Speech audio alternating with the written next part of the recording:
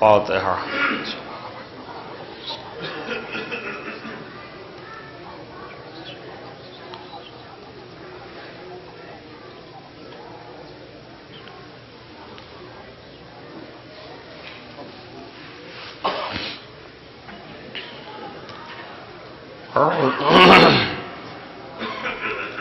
أعوذ بالله السميع العليم من الشيطان اللعين الرجيم.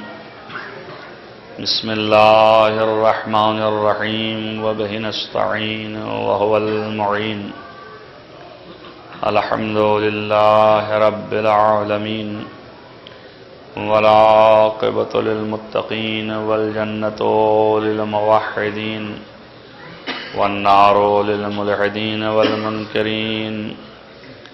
الصلاة والسلام على سيد الأنبياء والمرسلين خاتم النبيين مولانا مولى الكونين جد الحسن والحسين أبي القاسم محمد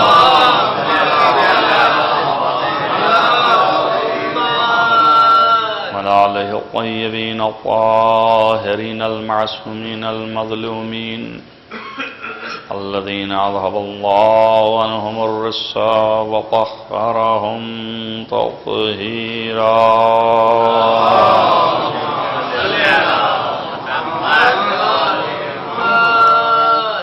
ولعنة الله على أعدائهم أجمعين من يومنا هذا إلى قيام يوم الدين. أما بعد فقد قال الله سبحانه وتعالى في كتابه الحكيم. بسم الله الرحمن الرحيم. ما خلقت الجن والإنس إلا ليعبدون. صلوات على محمد. اللهم صل على محمد.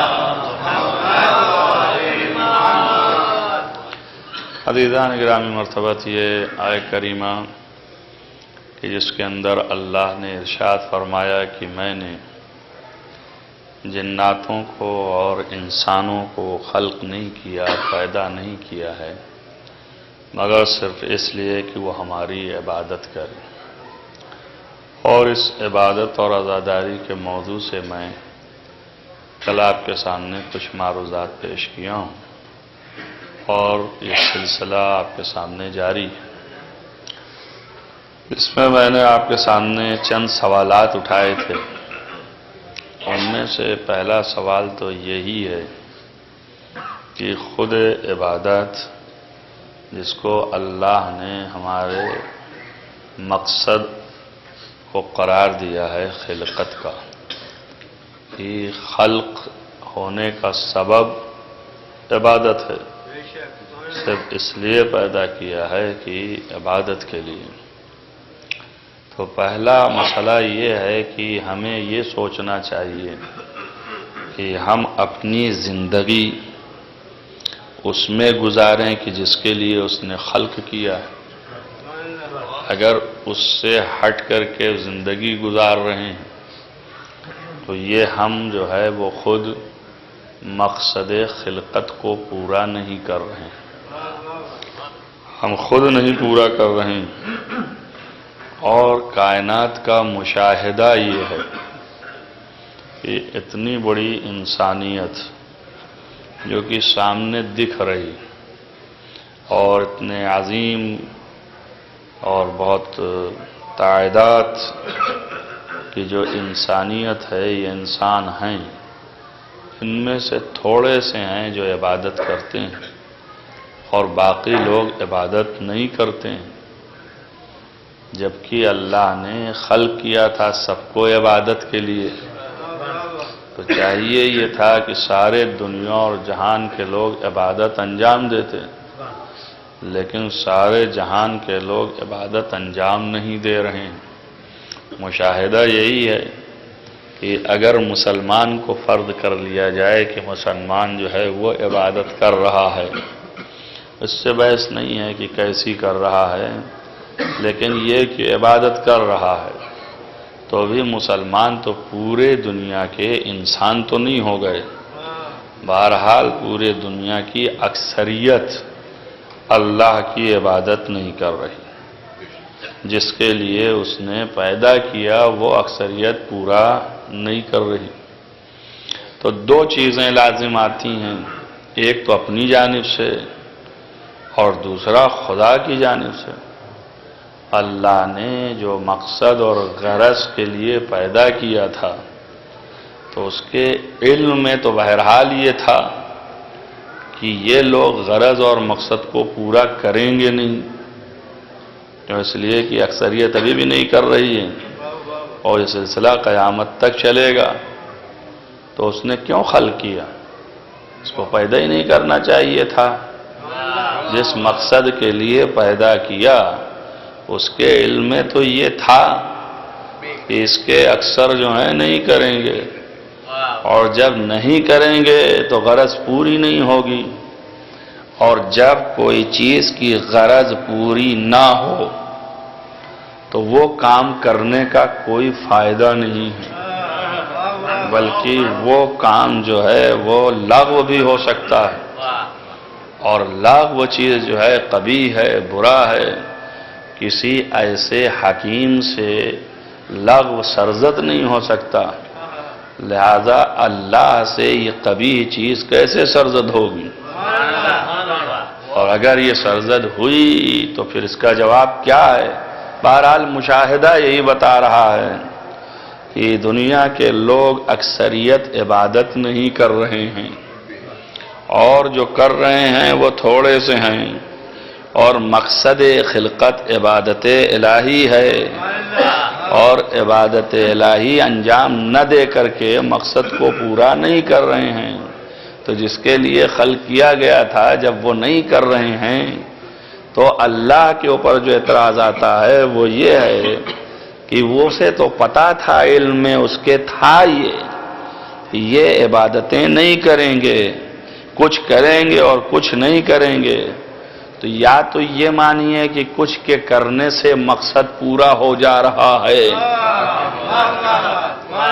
تو اب بقیہ نہ کریں تو کوئی حرج نہیں ہے، اور یا یہ کہ نہیں، جب تک کہ سب نہ کریں اس وقت تک غرض پوری نہیں ہوگی، اور جب یہ پتا ہے کہ غرض پوری نہیں ہوگی تو پھر وہ کام کرنا جو نقض غرض میں آئے لاغو ہے اور قبیح ہے، برا ہے، ایک حکیم نہیں انجام دیتا۔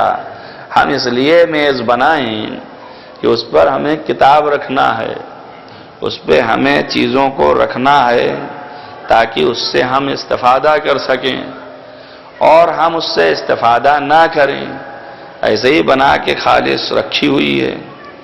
جو مقصد تھا وہ پورا نہیں کر رہے ہیں تو آخر اس کو بنایا کس لیے تھا؟ لغو ہے، نہیں بنانا چاہیے تھا ہم کو۔ تو اللہ نے کیوں بنایا، کیوں جو ہے وہ خلق کیا؟ اس لیے کہ عبادت کریں، جبکہ پتا ہے اس کو کہ یہ سارے کے سارے لوگ عبادت نہیں کریں گے۔ تو ایک جواب اس کا آپ کو درمیان گفتگو دیا کہ آپ یوں فرض کر لیں کہ کچھ کی عبادت جو ہے وہی کافی ہوگی، گویا غرض پوری ہو گئی۔ ہم نے 100 میز بنائے تھے جس میں سے 5 پر ہم نے استعمال کر لیا، یہ سوچ کے بنایا تھا کہ 100 استعمال کریں گے، لیکن 5 ہی کیا میں نے، 95 ایسے ہی رہے۔ تو اب یہ کہیں گے کہ مقصد ہم نے 5 میں تو پورا کر لیا نا، اب یہ اس لیے بنایا ہے کہ اگر اور ضرورت پڑے گی تو پھر اور استعمال کریں گے، اور ضرورت پڑے گی تو اور استعمال کریں گے۔ مگر یہ مثال ناقص ہے ذرا سا، میں ڈھونڈ رہا تھا اور کامل تر، چونکہ اس میں میز کا کوئی نقش نہیں ہے، اس کو کوئی اختیار نہیں ہے استعمال ہونے کا، استعمال ہونے کا اختیار ہم ہی کو ہے صرف کرنے کا، اس کو ہم استعمال کر سکیں۔ لیکن انسان کی خلقت میں تھوڑا تغیر ہے، وہ یہ ہے کہ انسان کے اختیار میں ہے کہ وہ اللہ کی عبادت انجام دے یا اللہ کی عبادت نہ انجام دے۔ تو چونکہ اس کے اختیار میں آ گیا تو وہ اس کے اوپر ہو گیا انسان کے. اب اس میں اللہ کی کوتاہی کیا ہے؟ اگر اللہ نے بنایا ہے کسی مقصد کے لیے تو وہ مقصد کے لیے اس نے تیار کیا، آمادہ کیا، رچایا. اب وہ مقصد جو پورا نہیں ہو رہا ہے اس میں اللہ کا دخل نہیں ہے، اس میں تو خود اسی انسان کا دخل ہے، جو اس لیے کہ اسے اختیار دیا ہے، چاہے تو کرے اور چاہے تو نہ کرے. اگر یہ کرے گا تو مقصد پورا کر رہا ہے، اور اگر نہیں کرے گا تو مقصد نہیں پورا کر رہا ہے. تو رسپانسبلٹی خدا پر نہیں ہے، اور فعل کبھی نہیں ہوا بلکہ اسی بندے کے اوپر ہو گیا. ہے کہ نہیں ایسا؟ اب ایک جواب تو یہ ہے، اور یا وہی مانیے کہ اگر تھوڑے سے بھی انجام دے دیں، کیونکہ گھوم کے آپ پھر بھی یہ کہیں گے کہ بہرحال اللہ کو پتا تھا. جب اللہ کو یہ معلوم تھا کہ ان میں اکثر نہیں کریں گے تو اسے اس غرض سے خلق نہ کرنا چاہیے تھا. تو پھر وہی ہے کہ رسپانسبلٹی پہلے تو خدا کی نہیں تھی. خدا نے کوئی گارنٹی نہیں لی اس بات کی کہ سارے کے سارے جو ہیں ہدایت یافتہ ہو جائیں. اور وہ خود بھی قرآن میں بھی کہتا ہے کہ لو شاء اللہ لہداکم اجمعین. اگر اللہ چاہ لے تو سارے کے سارے لوگ ہدایت یافتہ ہو جائیں. اللہ چاہتا نہیں ہے. چاہتا کہ کیا معنی ہے؟ یعنی پھر کیا یہ چاہتا کہ سب گمراہ رہیں؟ ایسی بات نہیں ہے. چاہتا کے معنی یہ ہے کہ اللہ کے ارادے میں یہ بات نہیں آئی ہے. کیوں؟ اس لیے کہ اس کا ارادے کے معنی یہ ہیں کہ اگر وہ کسی چیز کا ارادہ کر لے تو پھر وہ چیز ہو جاتی ہے. تو اگر وہ ارادہ کر لے کہ سارے لوگ ہدایت یافتہ ہو جائیں تو سارے کے سارے ہدایت یافتہ ہو جائیں گے، مگر اس کے فائدہ کچھ نہیں ہوگا. کیوں؟ اس لیے کہ اس کے بعد پھر اگلا چیپٹر بند ہے. جتنے سارے ہدایت یافتہ ہو گئے تو سبھی ہدایت یافتہ ہیں. جب سبھی ہدایت یافتہ ہیں تو اب جزا اور سزا کے کیا معنی؟ کچھ مطلب نہیں ہے. جزا اور سزا کا کھانا بند ہو جائے گا. تو وہ یہ چاہ رہا ہے کہ میں خلق کروں تو خلقت کے بعد اپنے اختیار سے جو انجام دے تو اس کو ہم جزا دیں، اور جو نہ انجام دے اس کو ہم سزا دیں. لہذا اس لیے اختیار دیا، اور یہ اس کے علم میں تھا کہ سارے انجام نہیں دیں گے. تبھی اس نے جہنم بھی بنایا اور جنت بھی بنایا کہ جو انجام دیں گے ان کو ہم جنت دیں گے، اور جو انجام نہ دیں گے ان کو ہم جہنم دیں گے. اور اسے یہ بھی معلوم تھا کہ کچھ ایسے ہیں جو انجام دیں گے، بہرحال ان کی عبادتیں ناقص ہیں. جو ہم چاہتے ہیں وہ عبادت ان کی نہیں ہوگی. تو یہ بھی ایک مسئلہ اٹھے گا. کل بھی ہم نے آپ کے سامنے پیش کیا تھا. پھر ہم پر فرض ہی کیوں کیا؟ ہم سے کہا ہی کیوں کہ انجام دو؟ ہم کو بنایا ہی کیوں کہ ہم انجام دیں؟ اس لیے کہ جب ہم ناقص ہیں تو ناقص کی عبادتیں ناقص ہیں. وہ کامل ہے، کامل ناقص لے کے کرے گا کیا؟ نہ اس طرح ہم پہچان سکتے ہیں، نہ اس طرح ہم عمل انجام دے سکتے ہیں. جو کمال ہے اس کا اسے ادا نہیں کر سکتے. تو یہ بھی اسے پتا ہے، تو پھر ہم پر فرض کیوں کیا؟ یہ ایک الگ مسئلہ ہے. اور اگر کیا ہم سے لے رہا ہے عبادت تو پھر اس کے بعد اس نے اختیار دیا. تو یہاں تک آپ کے سامنے رکھا ایک ایک سوالات کے جوابات ہیں. پہلی چیز تو یہ ہے کہ اللہ کے علم میں یہ بات ضرور تھی کہ سارے کے سارے لوگ انجام نہیں دیں گے، اور یہ بھی ضرور تھی بات کہ یہ سب ناقص ہیں. خود ہی خلق کیا اس نے، اس کو پتا ہے. تو ان کی نہ عبادتیں ہمارے لائق ہیں، نہ ان کے اعمال ہمارے لائق ہیں. تو پہلا جواب تو یہ ہے کہ یہ ساری عبادتیں اور یہ نظام جو اللہ نے قائم کیا ہے وہ صرف ہمارے لیے ہے، اپنے لیے نہیں قائم کیا. اسی لیے کہا ہے کہ ہم نے خلق نہیں کیا ہے صرف یہ کہ ہماری عبادت کرو، کیونکہ انسان فطری طور پر اپنے سے بلند و برتر و بالا کی باتیں سنتا ہے، اس کے سامنے جھکتا ہے، یہ اس کی فطرت ہے. اگر تصور ہو جائے، اس کے دماغ میں بیٹھ جائے انسان کے کہ یہ چیز مجھ سے برتر ہے، تو فوراً جھک جائے گا، چاہے وہ حقیقت میں برتر نہ ہو. ارے بھائی اتنی بڑے مسائل آپ کے سامنے ہیں، یہ بتوں کے سامنے کیوں جھک رہے ہیں؟ اسی وجہ سے نہ کہ دماغ میں بیٹھا ہے کہ جو ہم نہیں کر پا رہے ہیں یہ بت کر دیتے ہیں، جو ہم نہیں کر سکتے وہ یہ بت کے ذریعے سے ہو جاتا ہے، اور یہ ہم سے برتر ہیں. یہ ہم جو ہے یہاں پر جھک جاتے ہیں، وہ فطریات میں سے ہے. جس کو اپنے سے اعلیٰ سمجھتے ہیں اس کے سامنے جھک جاتے ہیں. ہزارہ مثالیں ہیں. اگر کوئی جانور آپ کو اذیت دے سکتا ہے، آپ کو تکلیف دے سکتا ہے، آپ کو آ کر کے غضب پہنچا سکتا ہے، تو آپ اس کو اپنے سے قوی جان رہے ہیں اتنی دیر کے لیے. تبھی تو آپ اس سے خائف ہوتے ہیں، ڈرتے ہیں، کوئی نہ کوئی سہارا لیتے ہیں کہ یا بچ جائیں یا اس سے دور ہو جائیں. کیوں؟ اس لیے کہ اپنے سے اس کو اس مسئلے میں بہتر سمجھ رہے ہیں. تو بس معلوم یہ ہو رہا ہے فی الحال کہ فطری طور پر انسان بالا اور برتر کے سامنے جھکتا ہے، تو اللہ سب سے بالا اور برتر ہے، کیونکہ اس نے سب کو خلق کیا ہے.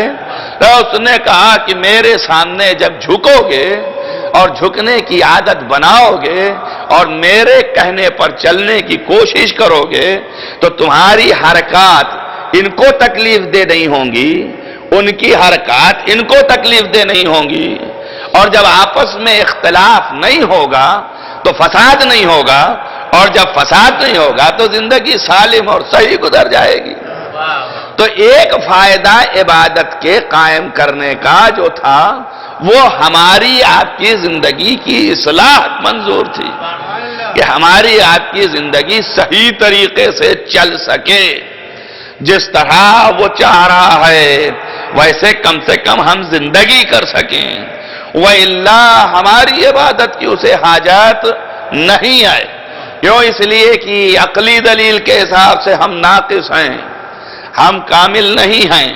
تو جیسا وہ ہے نہ پہچان سکتے ہیں، جیسا وہ ہے نہ اس کی عبادت کر سکتے ہیں.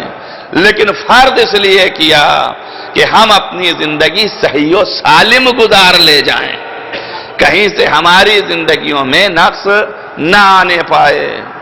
اور دوسرا مرحلہ جو ہے وہ یہ کہ یہ نقص جو ہے ہمارے پاس، اس عمل کو اب وہ جزا اور سزا کب دے گا؟ جب قبول ہوگا. اور قبول کب ہوگا؟ جب کمال کو پہنچے. ناقص چیز لینے والا نہیں، جو ہے وہ کمال کی چیز لے گا، جو اس لیے کہ خود کامل ہے تو اپنی نگاہ میں کمال والی چیز دیکھ کے لے گا. ناقص کیسے لے سکتا ہے؟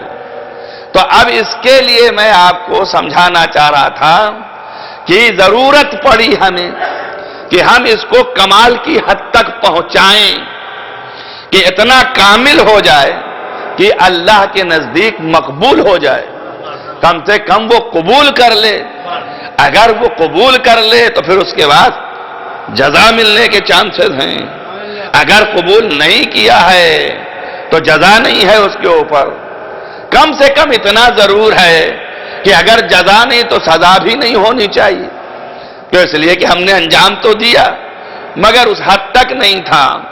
تو ممکن ہے کہ وہ کہہ سکتا ہو کہ جب ہم نے تمہارے لیے راستے معین کیے ہیں کہ ان راستوں سے کرو گے تو یہ ناقص جو ہے کمال کی منزلوں تک پہنچنے لگے گا، اور ہم کامل کو قبول کرتے ہیں. تو تم نے وہ شرط نہیں پوری کی.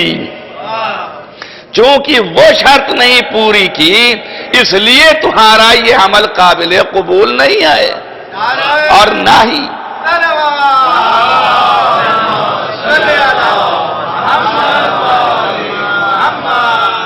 نہ ہی یہ کہ قابل قبول نہیں ہے، بلکہ اس پر تم کو جزا تو نہیں ملے گی، سزا بھی ہو سکتی ہے۔ کیوں؟ اس لیے کہ ہم نے جو شرط لگائی تھی اس شرط کو تم نے قبول نہیں کیا، تو اب کچھ ایسی جگہ ہوگی، کچھ ایسا قانون ہوگا، کچھ ایسا مطلب ہوگا کہ جس سے اس ناقص عبادت کو کنیکٹ کریں آپ، ملائیں آپ، تو یہ کامل ہو جائے، اور جب کامل ہو جائے تو یہ قبول ہو جائے، اور جب قبول ہو جائے تو جزا کے ہم مستحق ہو جائیں۔ عمل کریں گے دنیا میں تو زندگی تو صاف ستھری رہے گی، مگر جزا نہیں مل پائے گی اس وقت تک جب تک کہ صحیح کنیکشن نہ مل جائے، صحیح طریقے سے متصل نہ ہو جائے۔ اب میں آپ کو قرآنی پیغام دیتا ہوں، اسی قرآن میں آپ تلاش کریں۔ وہ کہتا ہے کہ میں نے کیسے تمہیں کہا ہے اور کس طرح سے تعلیم دیا ہے۔ آپ روزانہ 5 وقتہ وقت میں پڑھتے ہیں، ایاک نعبد و ایاک نستعین، موضوع عبادت ہے اور وہی عبادت آپ کر رہے ہیں۔ تو ایاک نعبد، ہم خاص کر تیری ہم عبادت کر رہے ہیں۔ اب ہم کہاں کر رہے ہیں؟ میں کر رہا ہوں۔ جب نماز پڑھتے ہیں تو میں پڑھ رہا ہوں، ہم تو نہیں پڑھ رہے ہیں، ہم خود پڑھ رہے ہیں، ہم بول رہے ہیں، لیکن میں پڑھ رہا ہوں، مطلب میں ایک آدمی اکیلا پڑھ رہا ہوں، اور نعبدو جو ہے وہ جمع ہے، یعنی سب کو سمیٹے ہوئے ہے کہ ہم سب پڑھ رہے ہیں۔ تو سب کہاں پڑھ رہے ہیں؟ نماز تو میں پڑھ رہا تھا۔ جب سب پڑھ رہے ہوتے کائنات کے سارے لوگ، تو ہم کہتے کہ بار الہ ہم سارے لوگ تیری عبادت کر رہے ہیں، خاص کر تیری ہی عبادت کر رہے ہیں۔ وہاں تو خالی ہم کھڑے ہیں اور ہم پڑھ رہے ہیں، یعنی میں پڑھ رہا ہوں، واحد تنہا۔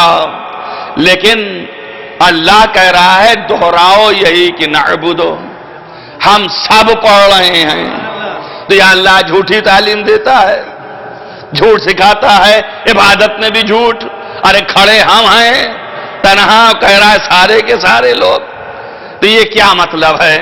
کہا نہیں، یہی کنیکشن بتا رہا ہوں، یہی تمہیں بتا رہا ہوں کہ کر تم اکیلے رہے ہو، لیکن جب اکیلے کر رہے ہو تو ناقص ہے۔ تو اب تم کرتے وقت کچھ لوگوں کا تصور کرو کہ ان کے ساتھ کر رہے ہو۔ جب ان کے ساتھ کر رہے ہوگے تو کس کا تصور کریں؟ ہم کہتے ہیں آپ کے دماغ میں بہتوں کے آ رہا ہوگا، ابھی میرے بھی دماغ میں آیا ہے کہ بھائی جب جماعت پڑھ رہے ہیں تب تو نعبدو کہہ سکتے ہیں، اس لیے کہ سب پڑھ رہے ہیں، تو آپ کا اشکال برطرف ہو گیا، اعتراض ختم ہو گیا کہ ایک آدمی نہیں کر رہا ہے، یہ سب مل کے کر رہے ہیں، تو آپ جماعت میں کہہ سکتے ہیں کہ نہیں کہہ سکتے ہیں؟ آپ کے دماغ میں آ رہا ہوگا یہ۔ لیکن مسئلہ وہ ہم کو جو خراب کیے ہوئے ہے وہ یہ ہے کہ جیسے میں ہوں ویسے ہی آپ ہیں، جیسا میں ناقص ویسے ہی آپ ناقص۔ آپ کامل تو نہیں ہیں۔ پوری جماعت مل جائے، پوری دنیا کے سارے جہان کے لوگ مل جائیں اور مل کے عبادت کریں، تب بھی سب یہ ناقص ہیں، کامل تو ہے نہیں۔ تو وہاں مسئلہ یہ ہے کہ اگر ناقص ہی کی بات لینا ہے اس کو تو جمع کر کے ارے صفر کے ساتھ 1000 صفر رکھتے رہیے آپ، تو سب صفر ہی تو ہے۔ اس سے پہلے جب تک ایک نہ آئے، جب ایک آئے گا تب یہ صفر کی ویلیو پیدا ہوگی، ورنہ سب صفر ہی صفر رہیں گے۔ تو جب سب ناقص یہاں سے وہاں تک ہے تو رد تو سبھی کی ہو جائے گی۔ ہو گئی کہ نہیں ہو گئی؟ مسئلہ قبولیت کا ہے۔ ہم حوالہ دے رہے ہیں کہ ہم سب کر رہے ہیں، تو کرتے رہو، ہم ناقص ہو تم، ہم ناقص لیتے نہیں جب تک کامل سے نہ ملو۔ تب ضرورت پڑی ہمیں کہ یہ نعبدوں میں ہم تصور ناقصوں کا نہ کریں، تو جو کریں آپ، ہم کسی کاملین کا تصور کریں اور ان کی عبادت سے اپنی عبادت کو ملائیں۔ کیوں ملائیں؟ کیا ضرورت ہے ملانے کی؟ اب اس کی ایک مثال دیتا ہوں، ایک صلوات پڑھیں محمد والے۔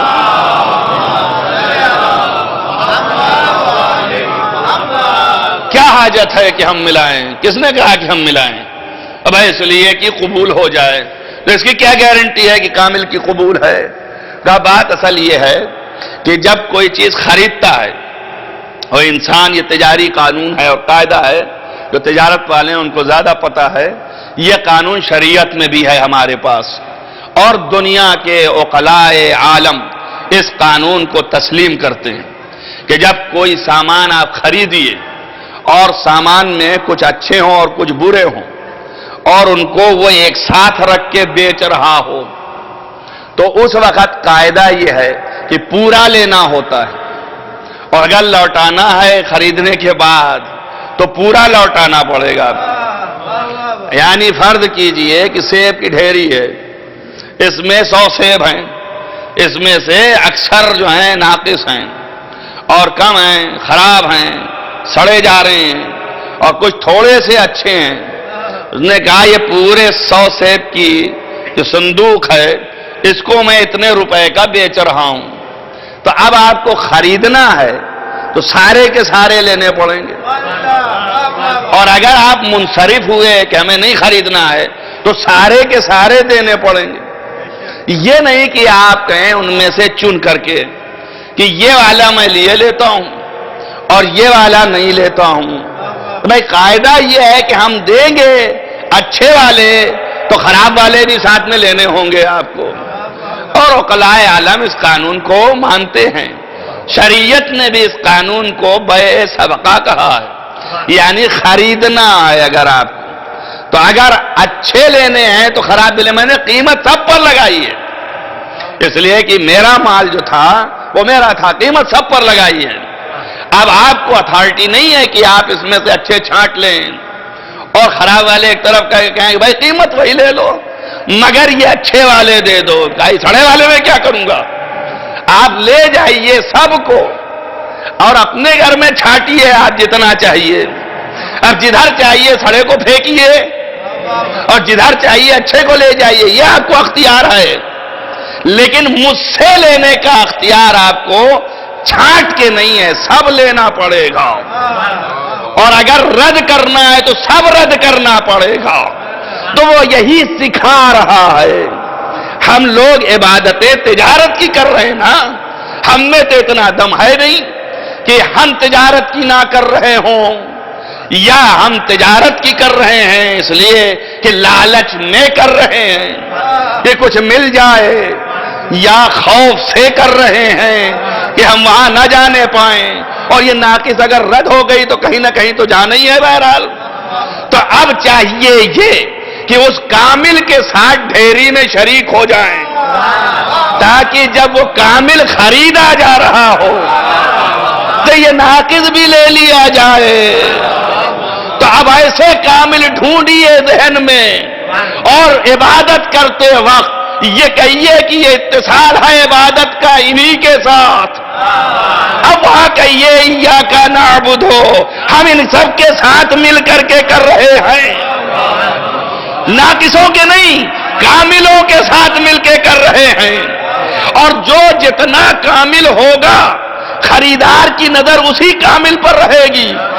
تو جو کریں آپ، اب کچھ ایسے ہیں کہ تھوڑے سے گندے ہیں، کچھ ایسے ہیں انڈے زیادہ گندے ہیں، کچھ ایسے ہیں کہ بالکل صاف ہیں، بالکل ستھرا ہیں، سلیقے والے ہیں۔ تو اب جب لینے جا رہا ہے تو دیکھ رہا ہے جہاں گندا ہے اس پر بھی نظر ہے، جو پورے ہیں ان پر بھی نظر ہے، اور جو پورے صاف ہیں ان پر بھی نظر ہے۔ وہ دیکھ رہا ہے مرطوب اور مرغوب اس کو جو ہے وہ وہی صاف والا ہے، مگر مجبور یہ ہے کہ صاف والا اکیلے مل ہی نہیں رہا ہے، تو وہ سارے کو سارے لے رہا ہے۔ توجہ کر رہے ہیں نا، اور چھوڑ سکتا نہیں۔ تو اللہ نے یہی کہا کہ جب عبادت کر رہے ہو تو انبیاء، صالحین، اولیاء، وہ اکمل الکاملین کہ جن کی عبادتیں اللہ کی غرض کو پورا کر رہی ہیں، ان سے اپنے آپ کو ملا کے کہو یا اللہ ان سب کے ساتھ ہم تیری ہی عبادت کر رہے ہیں۔ صلوات پڑھیں محمد وآل محمد۔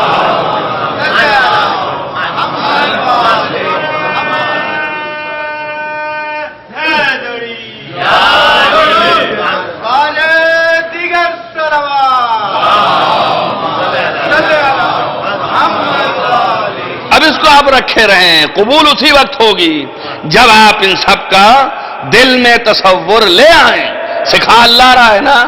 اب آپ بتائیے انصاف سے، ہم کہیں یا اللہ یہ کیسے؟ ہم تو تیری عبادت کر رہے ہیں اور ان کو شریک کرنے کی کیا ضرورت ہے عبادت میں؟ ہم تو تیری ہی عبادت کریں گے اور یہی کہیں گے کہ میں کر رہا ہوں۔ اللہ سکھا رہا ہے نعبدو کہو، ان کے ساتھ شریک ہو۔ جب شریک ہوگے تو پھر ہم قبول کریں گے، اور زیادہ بحث کرو گے کہ ہم کسی کو نہیں لے آئیں گے تو پھر قبول نہیں ہوگی۔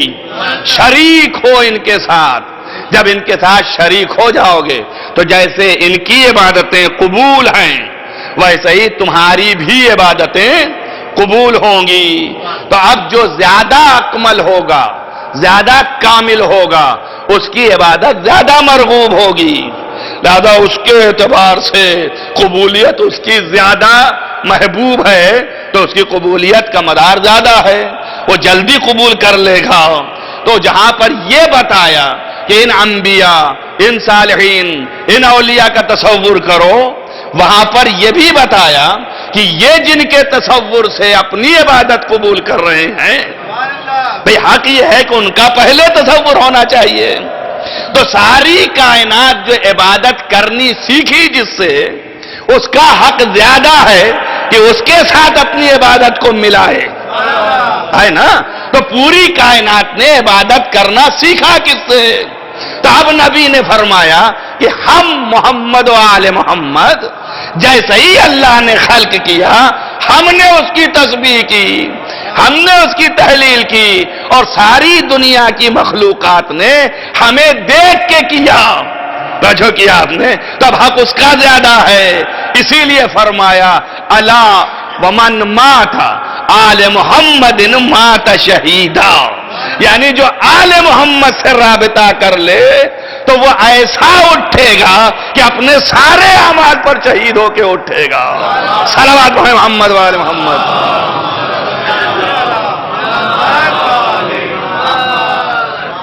یہ سارے اعمال میرے، میں شاہد ہوں اس بات کا کہ کمال کے انجام پا گئے، اور وہ قبول کرنے والا قبول کر رہا ہے۔ لیکن میں تھوڑا سا یہاں پر آپ کو ایک بات اور کہنا چاہتا ہوں کہ اس دلیل کے تحت یہ آیت کی تفسیر جو تمام علماء نے مل کے کی کہ نعبدو کے معنی یہ ہیں کہ ہم اپنی عبادتوں کو کا رشتہ ملائیں صالحین سے، اولیاء سے، اوصیاء سے، تو ہماری عبادت کامل کے ساتھ مل جائے گی، اور جب یہ عبادت مل جائے گی تو مورد قبول ہو جائے گی۔ یہ علماء اور فقہاء نے بیان کیا جو میں نے اتنی دیر آپ کے سامنے بیان کیا۔ اب میں یہ کہہ رہا ہوں کہ ہمارے دل و دماغ میں نماز پڑھتے وقت یہ تصور آئے گا نا، اگر نہ آئے گا تو اتصال کیسے پیدا ہوگا؟ تصور تو لانا ہی پڑے گا کہ ہماری عبادت ان کے ساتھ ہے۔ تو جب تصور لے آئیں گے تو نماز میں تصور کسی غیر خدا کا لانا شرک ہو جاتا ہے۔ تو اب کیا ہوا؟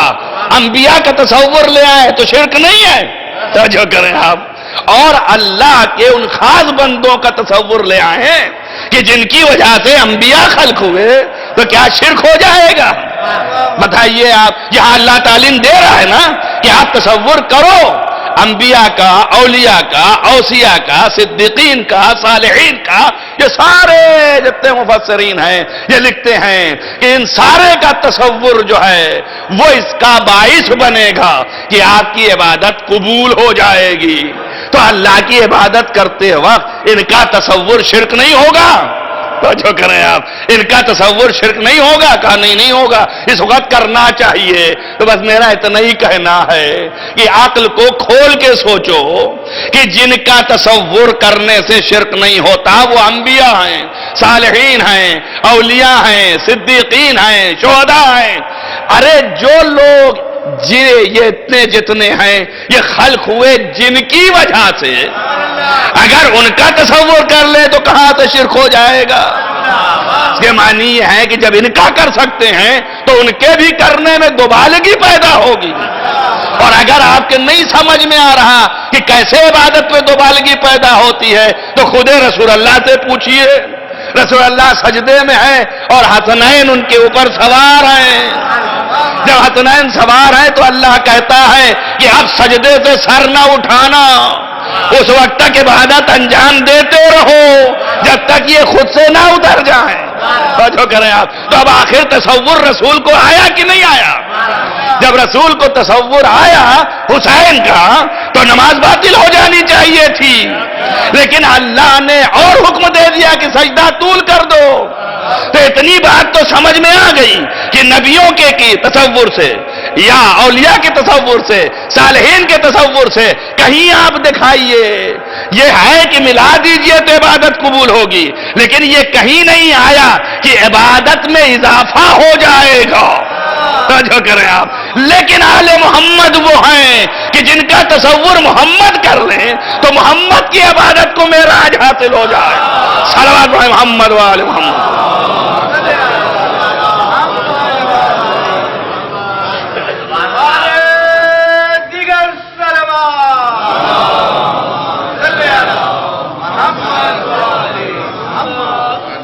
دیکھیں یہ ایک مرحلہ تھا جو ایک سوال کا جواب تھا، باقی سارے جوابات آتے رہیں گے. یہ عبادت ہے اور عبادت آپ کو کرنی ہے اپنی زندگی میں.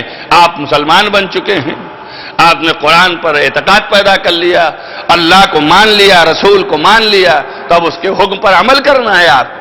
لہذا آپ کے لیے ضروری ہے کہ آپ عبادت کریں. کیوں کریں؟ اس لیے کہ مان لیا اللہ. اللہ کو نہ مانے ہوتے تو کوئی ضرورت نہیں تھی آپ کو کرنے کی. گرچہ اللہ نے خلق اسی لیے کیا ہے، یہ نہ سمجھ لیجئے گا کہ بری ہیں جتنے ہیں، نہیں بری نہیں ہیں، اللہ کی طرف سے محکوم ہیں، لیکن یہ کہ انہوں نے خدا کو مانا ہی نہیں. جب خدا ہی نہیں مانا تو اب نماز کیا اچھا پلٹ دیجئے. ایک آدمی کہتا ہے میں خدا نہیں مانتا ہوں اور روزانہ آ کی جماعت میں آپ کے کھڑا ہو جائے، ہاتھ باندھ کر کے اور نماز پڑھے یا کھول کے نماز پڑھے، روزانہ جو ہے وہ جماعت میں رہے، تو آپ انصاف سے بتائیے اس نماز کا آپ کا دل کیا کہہ رہا ہے؟ آپ قبول کریں گے؟ آپ کی نظر میں کیا ہے کہ اس کی نماز قبول ہے؟ بھائی اللہ نے تو کہا ہے ہم نے پیدا کیا عبادت کے لیے، تو عبادت تو کر رہا ہے نا؟ عبادت کر رہا ہے کہ نہیں کر رہا ہے؟ جیسے آپ اٹھ بیٹھ رہے ہیں ویسے ہی وہ بھی اٹھ بیٹھ رہا ہے، جیسے آپ سجدہ کر رہے ہیں ویسے ہی وہ بھی سجدہ کر رہا ہے، جیسے آپ پڑھ رہے ہیں ویسے ہی وہ بھی پڑھ رہا ہے، جیسے آپ ہر ذکر کرتے ہیں وہ بھی ہر ذکر کرتا ہے، ہر ایکشن انجام دے رہا ہے. حج کرنے گیا ہے وہ جیسے آپ کر رہے ہیں، وہ بھی دوڑ رہا ہے جیسے آپ دوڑتے ہیں، وہ بھی طواف کر رہا ہے جیسے آپ کرتے ہیں. اس میں کیا مشکل ہے کہ اس کی قبول نہیں ہوگی؟ آپ کیوں فتویٰ دے رہے ہیں قبول نہیں ہوگی؟ بتائیے مجھے کیوں فتویٰ دے رہے ہیں آپ؟ کیا وجہ ہے کیوں نہیں قبول ہوگی؟ بھائی عبادت کر رہا ہے کہ نہیں؟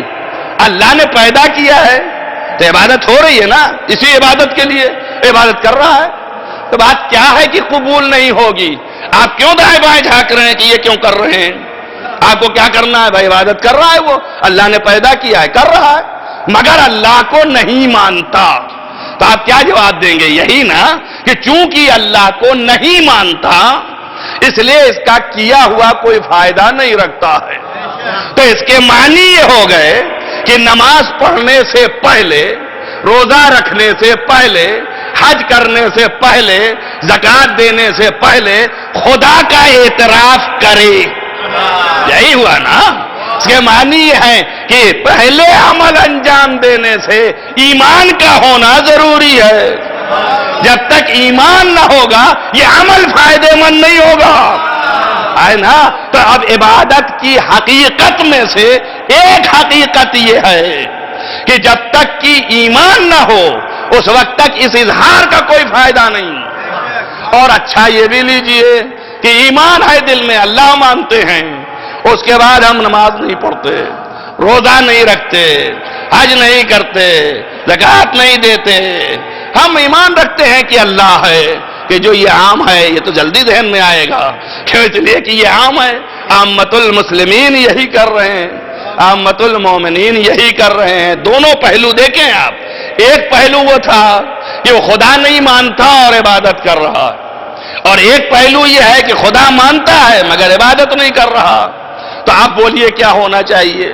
خدا تو مان رہا ہے مگر عبادت نہیں کر رہا، تو یہی نا کہ مقصد کو پورا نہیں کر رہا ہے۔ کہا صاحب دلیل یہ ہے کہ ابھی بھی خدا نہیں مان رہا ہے۔ بھیا کیوں نہیں؟ تو کہہ رہا ہے میں مان رہا ہوں۔ بھائی دل میں تو بیٹھے نہیں ہے کسی کے کہ نکالنا ہے کلیجے سے، یہ جو ہے مان رہا ہے، نہیں کہہ رہا ہے تو مان رہا ہے۔ ہم کو کیسے پتا چلے کہ یہ مان رہا ہے خدا کو؟ اب یہ اس کا اور خدا کا معاملہ ہے۔ خدا سے یہ کہے کہ میں تجھے مان رہا ہوں مگر تیری نماز نہیں پڑھوں گا، تجھے مان رہا ہوں مگر تجھ سے مانگوں گا نہیں، تجھے مان رہا ہوں مگر تیرے لیے شکریہ نہیں ادا کروں گا، تجھے مان رہا ہوں۔ آپ سنیے ایسے ہی کسی ایک انسان کو پکڑ کے کہیے ارے کیا کہنا، آپ کی بڑی محبت ہمارے دل میں ہے، اور پھر ایک تماچا لگائیے آپ، اور پھر کہیے بڑی محبت آپ کے دل میں ہے، اور پھر اس کے خلاف کچھ کر دیجئے، پھر کہیے بڑی محبت دل میں ہے، اور پھر اس کی جو ہے توہین کر دیجئے، تو بتائیے تقاضۂ محبت ہے؟ یہ تقاضۂ محبت ہے یا یہ ثابت کر رہا ہے کہ آپ محبت نہیں کر رہے ہیں؟ کیا ثابت کر رہا ہے؟ آپ کی عقل کیا کہہ رہی ہے؟ تو بھائی صحیح معاملہ ہے کہ کہہ رہے ہیں ایمان ہے، مگر ایمان کا ظہور کہاں سے ہو کہ ہے؟ جب تک کہ وہ عمل نہ سرزد ہو اس وقت تک یہ پتہ نہ چلے گا کہ ایمان ہے کہ نہیں ہے۔ تو جو کریں میری بات صلوات پڑھیں محمد والے۔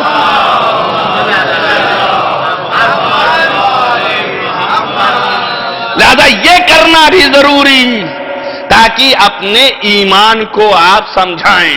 اسی لیے امیر المومنین علی ابن ابی طالب علیہ السلام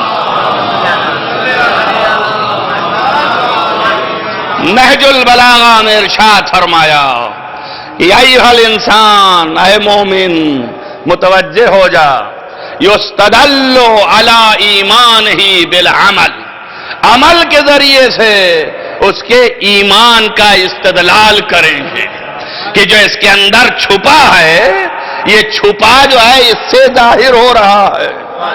لہذا پتہ چلتا ہے یہ عمل بتا رہا ہے کہ اس کے دل میں محبت ہے۔ کیوں؟ اس لیے کہ اصل دین محبت ہے۔ قل ان کنتم تحبون اللہ فاتبعونی، اگر تم اللہ سے محبت کرتے ہو تو میری پیروی کرو، یعنی عمل کرو۔ پیروی پیر سے ہے، میرے نقش قدم پر چلو، نقش قدم پر چلنا عمل ہے۔ یعنی اگر اللہ سے محبت ہے تو عمل کرو، عمل سے تمہارے محبت خدا سمجھ میں آئے گا۔ تو اصل دین محبت ہے۔ آپ انشاءاللہ اگر ہو سکا تو کیف آئے گا آپ کو، یہاں تک اندازہ لگ رہا ہے کہ محبت کی بنیاد سمجھنے کے لیے عمل سے ظاہر ہوگا۔ اب یہ بات اور ہے کہ بسا اوقات جو دوسرا رخ پیش کیا تھا، ایسا بھی ہو سکتا ہے کہ عمل ہو رہا ہو اور محبت نہ ہو، اللہ کی محبت نہ ہو اور عمل کرے، یہ بھی ممکن ہے۔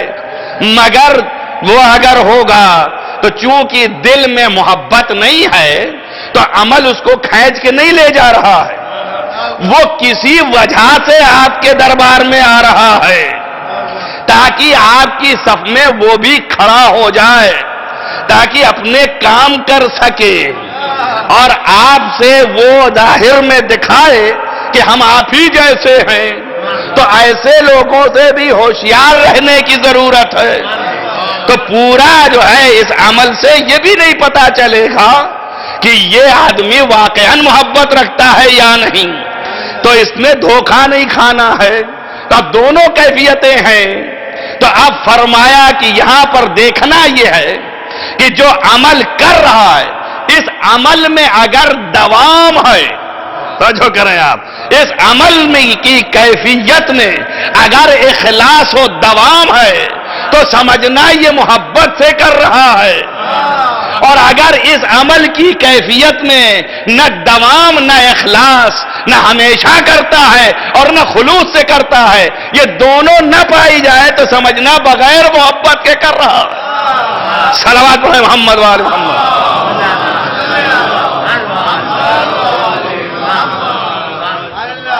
تو اس کے معنی یہ ہیں کہ ہمیں اپنی محبت کو جتانے کے لیے عمل کرنا پڑے گا، اور ایمان کے معنی پیغمبر نے کیا بھی یہی۔ جب پوچھا یا رسول اللہ آپ کی نظر میں ایمان کیا ہے؟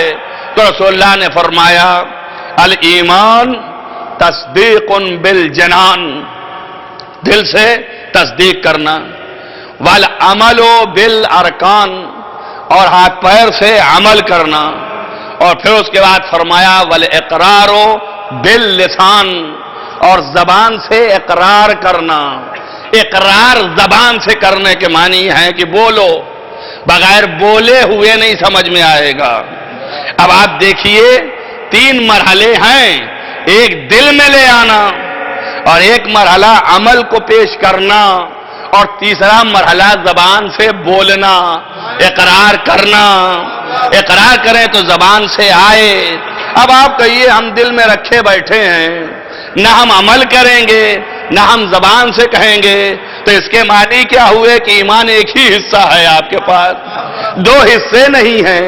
جب تک تینوں پورا نہ ہو اس وقت تک ایمان نہیں ہے، اور جب تک ایمان نہ پورا ہو اس وقت تک خدا قبول بھی نہیں کرنے والا ہے۔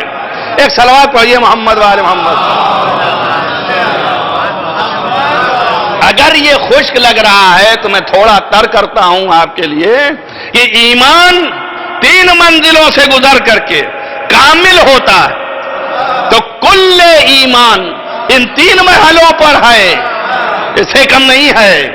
ایک جو ہے دل سے تصدیق، ایک جو ہے عمل کریں ارکان سے، اعضاء جوارح سے، اور ایک جو ہے زبان سے اقرار کریں۔ جب تینوں پورا ہوگا تو کل ایمان بنے گا۔ تو آپ کو ایک ایمان کل کو حاصل کرنے کے لیے یہ تینوں کی ضرورت ہے۔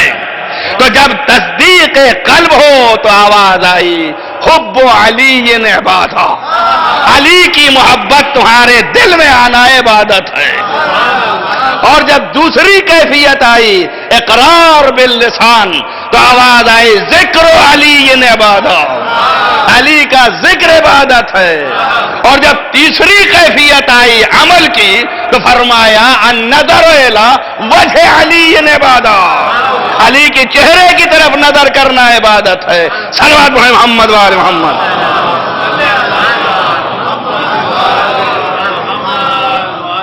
ایک صلوات اور پڑھیں محمد وآل محمد۔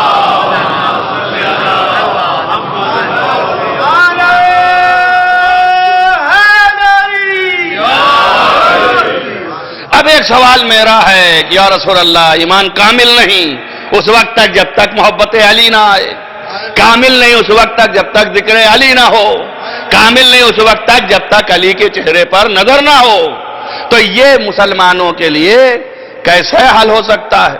یا اسی زمانے کے مسلمانوں کے لیے تھا، یا تعریف آپ کی قیامت تک کے لیے ہے؟ اگر قیامت تک کے لیے ہے تو ہم نے کیا قصور کیا؟ ہم محبت کر لیتے ہیں اور ذکر بھی کر دیتے ہیں، مگر چہرہ کہاں پائیں کہ دیکھیں؟ جو کر رہے ہیں آپ۔ اور جب تک کہ ایمان کامل نہ ہوگا اللہ کی عبادت کامل نہیں ہوگی، اور اللہ کی عبادت کامل نہیں ہوئی تو ہم اٹھے تو قابل قبول بھی نہیں ہوئے۔ تو ہمیں قبول بھی حاصل ہو جائے، قبولیت بھی، اور عبادت بھی کامل ہو جائے، اور ایمان بھی کامل ہو جائے، تینوں چاہیے تھا۔ یہ تو اسی زمانے کے مسلمانوں کے لیے ہے، تو ایسا انتظام کیے ہوتے کہ ہم بھی دیکھ لیے ہوتے۔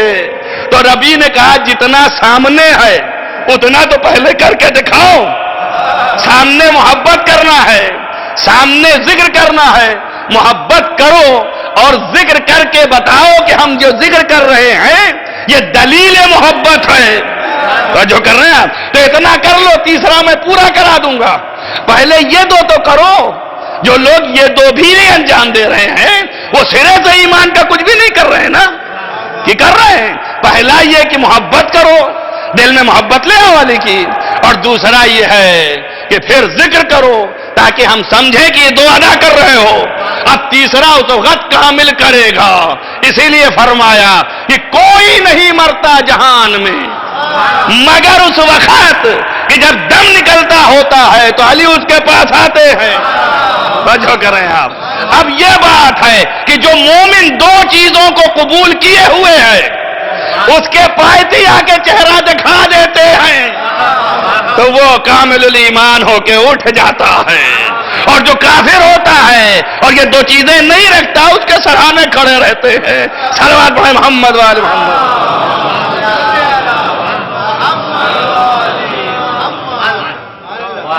ایک صلوات اور پڑھیں محمد وآل محمد.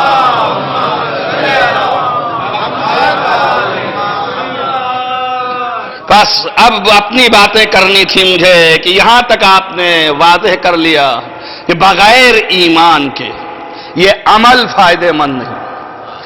جب تک کہ ایمان نہ آ جائے، اور تنہا ایمان دل میں رکھنا بھی فائدے مند نہیں جب تک کہ اظہار ایمان نہ ہو. یہ عمل اظہار ایمان ہے، اور خالص اظہار بھی کافی نہیں جب تک اعلان نہ ہو. توجہ کریں آپ، تینوں منزلیں ہونی چاہیے. ایک جو ہے وہ یہ کہ دل میں ایمان ہو. آپ نے دیکھا رسول اللہ نے کہا قولوا لا الہ الا اللہ تفلحوا، تو لا الہ الا اللہ کہہ لے فلاح پا جائے گا. تو اگر زبان کے اندر ایسے ہی بول کر کہہ لے دل میں کہہ رہا ہوں لا الہ الا اللہ، زبان سے نہیں کہہ رہا ہوں، فلاح پا جاؤں گا. نبی نے کہا نہیں، جب تک آ کے یہاں نہ کہے کہ لا الہ الا اللہ، اور جیسے ہی پھنسا آتا کوئی عرب اور کہتا ٹھیک ہے یا رسول اللہ لا الہ الا اللہ، اتنا ہی کہا تھا نا قولوا لا الہ الا اللہ، لا الہ الا اللہ. اب رسول اللہ آگے بولیں گے کہ بھائی جب لا الہ الا اللہ کہہ لیا تو اب محمد رسول اللہ کہے. اب پھنسا نا، اگر نہ کہتا تو نہیں کہہ سکتے تھے. اگر انہوں نے کہا تو کہہ سکتا ہے کہ آپ نے تو کہا تھا لا الہ الا اللہ کہنا فلاح پا جائے گا. کہا بھائی بات اتنی ہے کہ جب لا الہ الا اللہ کہا تب اس کی جتنی لوازمات ہیں ان سب کو تجھے کہنا پڑے گا. تو اب لا الہ الا اللہ دل میں کہا ہم نے، محمد رسول اللہ بھی چلو دل میں کہہ لیا، تو کیا کافی ہے؟ رسول اللہ نے کہا کافی نہیں ہے، بلکہ زبان سے اقرار کرو. توجہ کریں آپ، تمام ایمان کے لیے ابھی نہ لسان، زبان سے الاقرار باللسان، زبان سے کہو لا الہ الا اللہ محمد رسول اللہ. اچھا اب زبان سے ہم نے کہہ بھی لیا، یا رسول اللہ ہم کہہ لیتے ہیں لا الہ الا اللہ محمد رسول اللہ، دھیرے دھیرے ہم بول رہے ہیں، ہم نہیں کہتے کہیں اپنے دل میں کہہ رہے تھے زبان سے بھی کہہ رہے ہیں، آہستہ کہتے ہیں لا الہ الا اللہ محمد رسول اللہ. کہا نہیں جب تک کہ تم اعلان نہ کرو. بھائی اعلان کہے کے لیے کریں؟ یعنی اعلان ضروری ہے. اب نماز میں اعلان کرتے ہیں کہ نہیں کرتے ہیں؟ یہ اذان کیا ہے؟ اعلان ہی تو ہے نا. لا الہ الا اللہ محمد رسول اللہ کا اعلان ہو رہا ہے کہ نہیں ہو رہا؟ ہو رہا ہے نا کہ نہیں ہو رہا؟ ہو رہا ہے نا. ساری دنیا میں اعلان ہو رہا ہے لا الہ الا اللہ. اب میری ایک ریکویسٹ ہے کہ یہ مت نہ کہو، یہ تم بالکل نہ کہا کرو، لا الہ الا اللہ نہیں کہو. اس سے ایک تو اذیت پہنچتی ہے، دو حصے انسانیت کو جو اللہ کو نہیں مانتے اور رسول کو نبی نہیں مانتے، اس سے ان کو اذیت ہوتی ہے. ایسی باتیں مت کرو کہ جس سے اذیت ہو دشمن کو، مخالف کو. لا الہ الا اللہ نہ کہا کرو، کہو اپنے دل میں کہو، اپنی زبان سے کہو، اذان مت دو، چلاؤ نہیں. بقول کبیر داس کہ کیا خدا بہرا تھوڑی نہ ہے، وہ تو سن ہی رہا ہے. سنا کس کو رہے ہو بھئی؟ جب اذان دے رہے کس کو سنا رہے ہیں؟ دو ہاتھ سے خالی نہیں ہے. یا ان کافروں کو سنا رہے ہو یا ان مسلمانوں کو سنا رہے ہو. مسلمانوں کو سنانے کا فائدہ ہی نہیں ہے، تو اس لیے کہ مسلمان سب جانتے ہی ہیں. کافروں کو سنا رہے ہو تو یہ غلط کر رہے ہو، اس لیے کہ اذیت ہو رہی ہے. خیال رکھیے گا ان کا، توجہ کریں آپ، اور خصوصاً صبح کو زیادہ خیال رکھیے. جب چلاتے ہیں تو آنکھیں کھل جاتی ہیں، آرام کر رہے ہیں. لہذا آپ اپنے دین کو رکھیے مگر زبان کے اندر. اب مسلمان کیوں اذان کہتا ہے؟ ایسا بات سمجھے نہیں، لوگ جو ہیں نہیں جانتے، تو ہم لا الہ الا اللہ کہہ کے اعلان کر کے چلا کے لوگوں کو متوجہ کر رہے ہیں کہ کل کے یہ نہ کہہ دیں کہ ہم نہیں جانتے تھے. سمجھ میں آیا نا؟ جب آپ کا قانون بنانا ہو تو آپ قانون ڈال لیجئے، اور جب ہمارا ہے تو اسے انکار کر دیجئے. توجہ کریں آپ، لا الہ الا اللہ کیا ہے؟ یہی تو کہہ رہے ہیں نا کہ کوئی خدا نہیں ہے سوائے خدا کے، تو سب کو انکار کر کے ایک مان رہے ہو. اب اس میں دل آزاری ہوتی ہے. جو کر رہے ہیں آپ، اب آپ سے کہے کوئی دل آزاری نہ کریے آپ تو مسلمان مانے گا. اب حق حق ہے، دل آزاری ہو تو ایک بات سمجھ میں آ گئی کہ اگر حق بیان بیان کرنا ہو اور انکار کرنا پڑے کسی کا تو دل آزاری کا خیال نہیں کرنا ہے. صلوات پڑھیں محمد وآل محمد.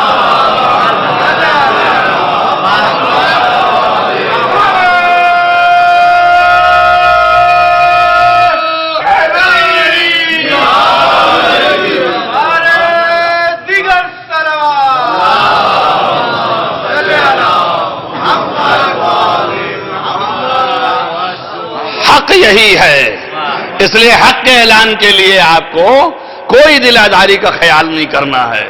اگر ہم کر لیں دل آزاری کا خیال تو یہ آواز نہ آئے گی. کیوں یہ چلا رہے تھے؟ رسول اللہ چلوا رہے تھے لوگوں سے، کہہ رہے تھے اعلان کرو. اذانیں ہو رہی تھیں، مکے میں ہوئی، مدینے میں ہوئی. مدینے میں اتنے یہودی تھے پریشان بیچارے، اور مکے میں اتنے کافر پریشان. رسول اللہ نے کوئی خیال نہیں کیا. کیوں؟ اس لیے کہ حق کا اعلان، اور حق کے اعلان میں اگر کسی کی نفی بھی کرنی پڑے تو اس کا لحاظ نہیں رکھنا ہے.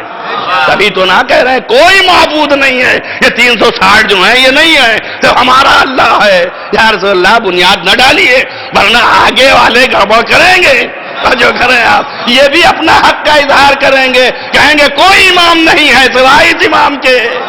تو اس میں گھبرانے کی کیا بات ہے بھائی؟ جو حق ہے وہ ہم بھی بیان کر رہے ہیں، اب اس میں چلانے کی کیا بات ہے؟ کافرین کی سنا ہوتا تو آج مومنین بھی تمہاری سنتے. صلوات پڑھیں محمد وآل محمد.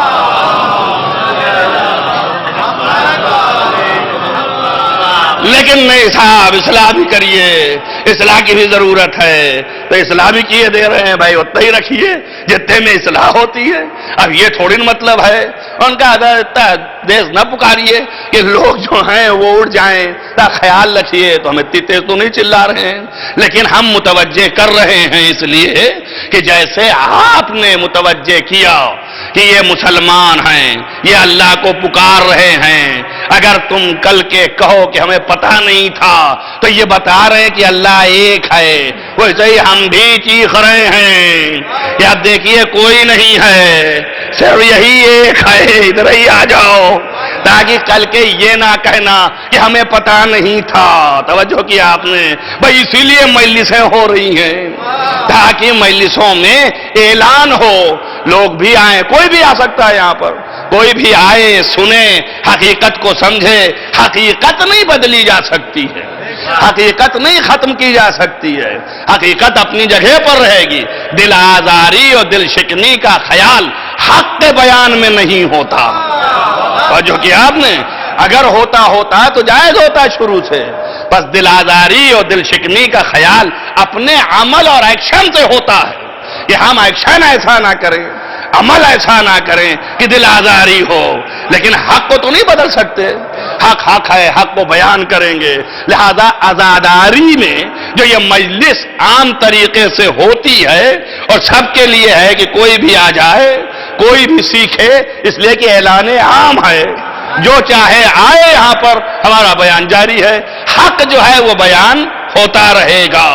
تو یہ مسائل اس لیے رکھے ہیں تاکہ یہ پتہ چلے کہ حق کیا ہے اور باطل کیا ہے. اور جو کر رہے ہیں آپ بھائی، وہاں پر کیا ہے؟ تمام دنیا کے لوگ میں تھوڑے سے مسلمان ہیں اور باقی کافرین ہیں. تب ایک فلسفہ یہ بھی ہے آپ کا اذان دینے کا، تاکہ دنیا سمجھ لے کہ ہم ہی جو ہیں وہ اللہ والے ہیں، ہم ہی اللہ کا اعلان کر رہے ہیں اور باقی اللہ والے نہیں ہیں. توجہ کر رہے ہیں آپ؟ تو اب یہ دو ہیں نا، یعنی ایک آپ اعلان کر رہے ہیں کہ ہم اللہ کے ماننے والے ہیں، اور جو مخالفین ہیں وہ اللہ کے ماننے والے نہیں ہیں. تو امام حسین کی اذا منا کے، چونکہ امام حسین کی کربلا کے واقعے کے وقت دو قسم کے مسلمان تھے. ایک مسلمان وہ تھے کہ جو امام حسین علیہ السلام کے ساتھ تھے، اور ایک مسلمان وہ تھے جو امام حسین کے مخالف تھے. تو اب یہاں پر عزاداری منا کے یہ بتانا چاہتے ہیں کہ ہم ساتھ والوں میں کے ہیں، ہم مخالفین میں کے نہیں ہیں. نہ ہمارا کسی سے اختلاف ہے، نہ کسی کو دل آزاری ہے، نہ کسی کو دل شکنی ہے، فقط اپنے ایمان کا اظہار ہے. صلوات پڑھیں محمد وآل محمد.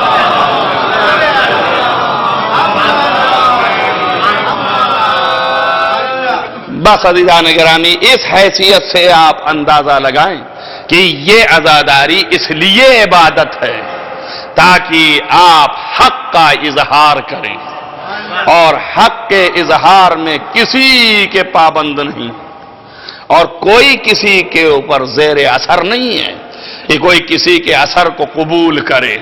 آپ دیکھیے، حق کے اظہار میں ثبوت دیتا ہوں آپ کو کہ جب حضرت زینب سلام اللہ علیہا کے سامنے یزید نے کہنا شروع کیا کہ کوئی نبی نہیں تھا، کوئی وحی نہیں نازل ہوئی، کوئی کتاب نہیں ہے، تو آپ بتائیے حضرت زینب نے ڈانٹا کہ نہیں ڈانٹا؟ کیوں؟ اس لیے کہ حق پسپا ہو رہا تھا۔ اب تو کوئی مسئلہ نہیں تھا نا، بولے۔ امام سید الساجدین نے حق بیان کیا کہ نہیں بیان کیا؟ منبر پر جانے کے بعد، اتنی تکلیف اٹھانے کے بعد معلوم ہے کہ ہمارے ساتھ یہ پورا کنبہ جو قتل ہوا یہ اسی وجہ سے ہوا ہے، اور اتنی تکلیف جو ہم اٹھا رہے ہیں کربلا سے شام تک وہ اسی وجہ سے ہے۔ تو چاہیے تو نہیں تھا نا کہ کھڑے ہو کے بیان کرتے کہ جو پہچانتا ہے وہ پہچان لے، جو نہیں پہچانتا وہ جان لے کہ ہم کون ہیں؟ نہ بیان کرتے، تھوڑی دیر کے لیے رک جاتے، مصلحت نہیں ہے، شاید خطرہ ہو جائے۔ وہاں پر یہ نہیں کیا، آپ نے اپنے آپ کو واضح کیا کہ میں کون ہوں، کس کا بیٹا ہوں، کس کی اولاد ہوں، کس لیے ہوں میں، اور اپنے وجوہات بیان کیے۔ بس معلوم ہوا کہ خوف سے حق کو چھپایا نہیں جاتا۔ یہ امام کی تعلیم تھی کہ خوف سے حق کو چھپایا نہیں آپ نے، اور آپ کو تعلیم دیا کہ کہیں پر بھی حق کو چھپانے سے حق چھپے گا نہیں، مگر آپ سمجھ میں آ جائیں گے۔ دیکھیے دوسرا رخ ہے، ایک دفعہ حق ہے آپ کے سامنے آیا، آپ اس کو چھپا رہے ہیں، تو آج نہیں کل یہ ابھر آئے گا۔ اس لیے کسی نہ کسی کے ذریعے سے حق جو ہے سر چڑھ کے بولتا ہے، تو جب سر چڑھ کے بولے گا تو ابھر آئے گا، اور جب ابھرے گا تو آپ کا مقصد پورا نہیں ہوا، لیکن آپ کے لیے ثبت ہو گیا کہ آپ حق کو چھپا رہے تھے، اور جو حق کو چھپا رہا ہے وہ وفادار نہیں ہے اللہ کے ہاں۔ وفادار وہ مانا جائے گا جو حق کو انتشار کر رہا ہے۔ ایک صلوات پڑھیں محمد وآل محمد۔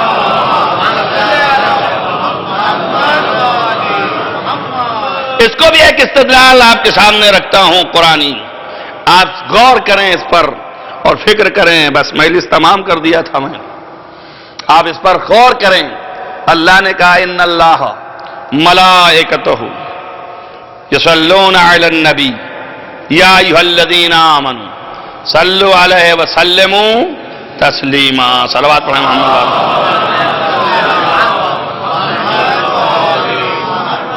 کیا معنی ہوئے اس کے؟ کہ بے شک اللہ اور اس کا ملائکہ سبھی جو ہیں وہ کیا کر رہے ہیں؟ درود بھیج رہے ہیں۔ اللہ کیا بھیج رہا ہے؟ درود۔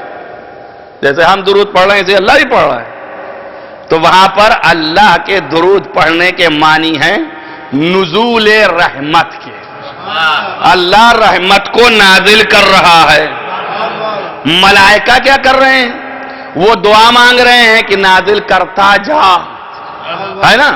اب اگر قرآن کا جملہ ہے کہ یصلونا، یہ جو ہے استمرار ہے، یعنی اللہ مسلسل نازل کرتا جا رہا ہے، اور ملائکہ مسلسل درود پڑھتے جا رہے ہیں۔ جب تک اللہ نازل کرتا رہے گا، ملائکہ جب تک ہیں وہ درود پڑھتے رہیں گے، دعا مانگتے رہیں گے، یہاں تک تو سمجھ میں آیا ایک دن جا کے ملائکہ بھی ختم ہو جائیں گے، مگر خدا تو ہمیشہ ہے نا۔ تو ہمیشہ کا فعل اگر وہ رہا آگے جس پر رحمت نازل کرنی ہے تو اس پر نازل کرتا رہے گا۔ کیوں؟ اس لیے کہ کہہ رہا ہے مسلسل کرتا ہے۔ توجہ کریں میری لفظ پر، تو مسلسل جب انجام دے رہا ہے اللہ، رحمت نازل کر رہا ہے، یہ ملائکہ بھی دعا کر رہے ہیں رحمت نازل کرنے کی۔ اب اس کے بعد مومنین سے کیا ضرورت تھی؟ کہ اللہ کہے مومنین تم بھی دعا کرو کہ یا اللہ تو ان کے اوپر رحمت نازل کر۔ ارے مومن کو کیا ضرورت تھی؟ مومن کو کہنے کیا حاجت تھی؟ کہ اس لیے کہ اللہ تو کرتا ہے، اور جب کر رہا ہے تو کرتا رہے گا۔ تو مسلسل دعا جو ہے ملائکہ کر رہے ہیں، وہ کرتے رہیں گے تو مسلسل رحمت نازل ہو رہی ہے، یہ ہوتی رہے گی۔ اب چاہے مومنین دعا کریں چاہے نہ کریں، اگر اللہ روک دے گا اگر مومنین دعا نہ کریں گے تو رحمت تو نازل ہو رہی ہے نا۔ سمجھ میں آیا نہیں یہاں تک؟ جب مسلسل رحمت نازل ہو رہی ہے اور خدا کے یہاں رکنے والی نہیں ہے تو مومنین کے پڑھنے نہ پڑھنے کا فائدہ کیا ہے؟ تو سمجھ میں آیا؟ دماغ تک پہنچی بات؟ تو فائدہ کیا ہے بتائیے آپ، کیا فائدہ ہوگا؟ اب بس اتنا ہی تو جاننا چاہتا ہے خدا کہ تم میں جو دعا مانگے گا وہ وفادار ثابت ہوگا، جو دعا نہیں مانگے گا وہ مخالف ثابت ہوگا۔ اب سمجھ میں آیا نا؟ یہاں تک بات اگر سمجھ میں آ گئی تو آپ کے یہ سمجھ میں آ جانا چاہیے کہ کیوں ہم کہتے ہیں عزاداری کرو۔ جو عزاداری کرے گا وہ محبت کا پاسدار نظر آئے گا، جو نہیں کرے گا وہ مخالف سمجھ میں آئے گا۔ صلوات محمد وآل محمد۔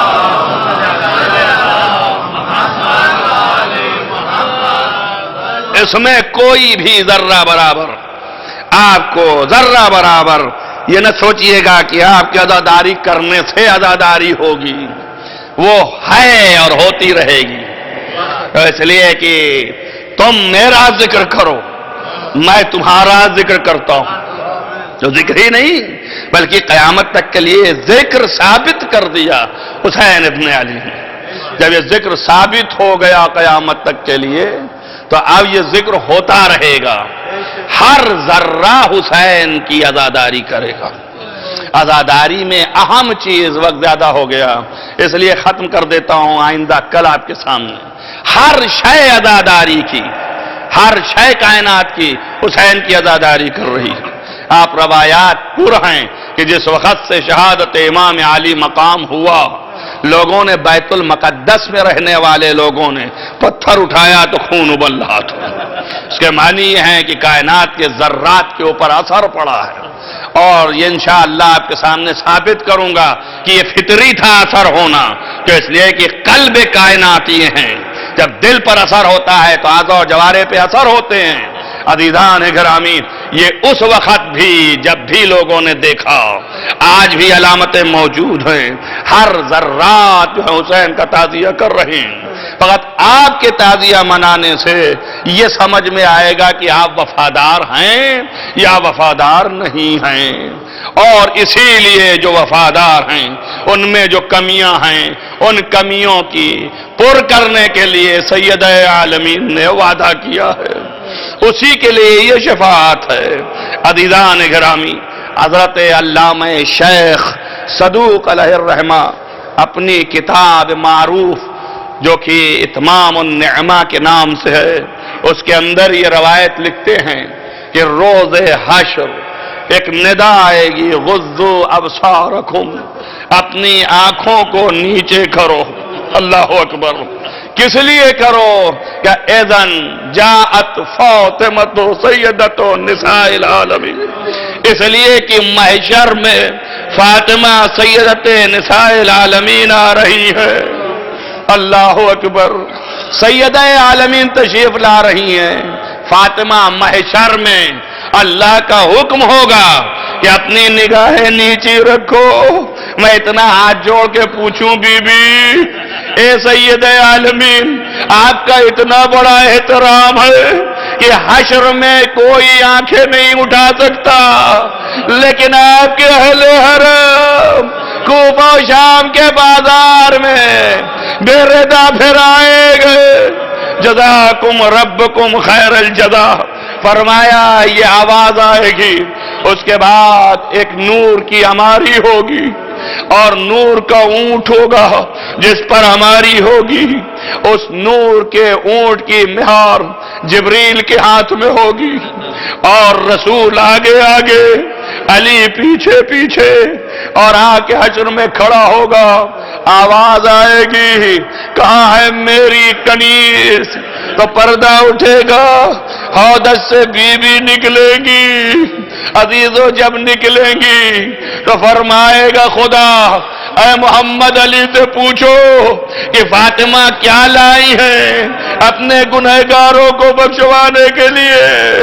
تو عزیزو لکھا ہی ہے کہ بیوی ایک ایک چیز دیں گی تبرک میں، سب سے پہلے اس بچے کو پیش کریں گی جو ساقط ہو گیا۔ بارے لہا یہ محسن بِأَيِّ ذنب قتلت، کس جرم میں قتل کیا گیا؟ عزیزو پھر 6 مہینے کا کرتا آئے گا کہ معبود یہ کس جرم میں قتل ہوا، پھر وہ کرتا آئے گا، وہ جگہ جگہ سے چلنی ہے، بہرحال یہ کس جرم میں ہوا معبود، یہ سارے تبرکات ہیں۔ عزیزان گرامی، ایک پھر روایت میں یہ ہے کہ بیوی سے جب پوچھا جائے گا کہ اس کے علاوہ کیا لائی ہو تو فرمائیں گی جھک کر کے 2 کٹے ہوئے ہاتھ اٹھائے گی، آواز دے گی آذان یدان مقطوعتان من ابن العباس، یہ میرے بیٹے عباس کے 2 ہاتھ ہیں۔ بس عزیزوں میں ختم کر رہا ہوں، جب عباس تک لایا ہوں تو اتنا اور سن لیجئے، یہ روایت میں فقرہ تو نہیں ہے مگر یہ ملا ہے کہ بی بی سکینہ جن کی شہادت ابھی ہوئی ہے کچھ دن پہلے سن 1125 ہجری میں، جب سید مرتضی عاملی نے ان کو خواب میں متواتر آئی تو انہوں نے قبر کو شگافتہ کروایا اور بی بی کو نکالو تو دیکھا ویسے ہی رسن بندھنے کا نشان ہے، ویسے ہی خون جاری ہونے کے آثار ہیں، ویسے ہی کرتا پھٹا اور جلا، بی بی ویسے ہی بالکل اسی حالت میں تر و تازہ دکھ رہی ہے۔ عزیزو یہ کیوں ہے؟ علماء نے لکھا اس لیے کہ حشر میں جب سیدہ آئیں گی تو رسول نے کہا ہے جو جیسے مرتا ہے ویسے ہی اٹھایا جائے گا، تو سیدہ سکینہ کو پیش کریں گی۔ بارے الہ یہ بچی کس جرم میں قتل کی گئی؟ ارے تو بچی کو کہ جس کے ابھی تک نشانات ہیں رخسار پر تماچوں کے، تازیانوں کے، اسی اس میں بچی قید خانے میں کھل کے دنیا سے اڑ گئی۔ سيعلم الذين ظلموا أن ينقلبوا منقلب اللهم إني أسألك بحق فاطمة وعبيها وبالها وبنيها وشر المستضعفين أن تصلي على محمد وآل محمد۔ بارے الہ تجھے واسطہ ہے محمد وآل محمد، معبود نہانے کبیرہ و صغیرہ عفو فرما، بارے الہ نیک اعمال کی توفیق عنایت فرما، بارے الہ جہاں جہاں بھی محبان آل محمد ان کو حفظ و امان میں رکھ، معبود روضہ مقدس کی حفاظت فرما، بارے الہ تمام دنیا میں جتنے مرحومین محبان آل محمد میں سے جوار معصومین میں جگہ عنایت فرما، خصوصاً ان مرحوم کو جن کی سال ثواب کی مجلس میں فاتحہ پڑھایا گیا اور دیگر مرحومین جو اس بزم کے ہیں ان کو جوار معصوم میں جگہ عنایت فرما، تمام مریضوں کو شفا عنایت فرما، خصوصاً ان مریضوں کو جن کی دعاؤں کے لیے کہا گیا ان کو شفا عاجل و کامل عنایت فرما، بارے الہ امام کو ظہور جلد از جلد فرما، ان کے اصحاب و انصار میں شمار فرما، اللہم تقبل من الدعاء بحق محمد وآلہ الطاہرین ماتم حسین۔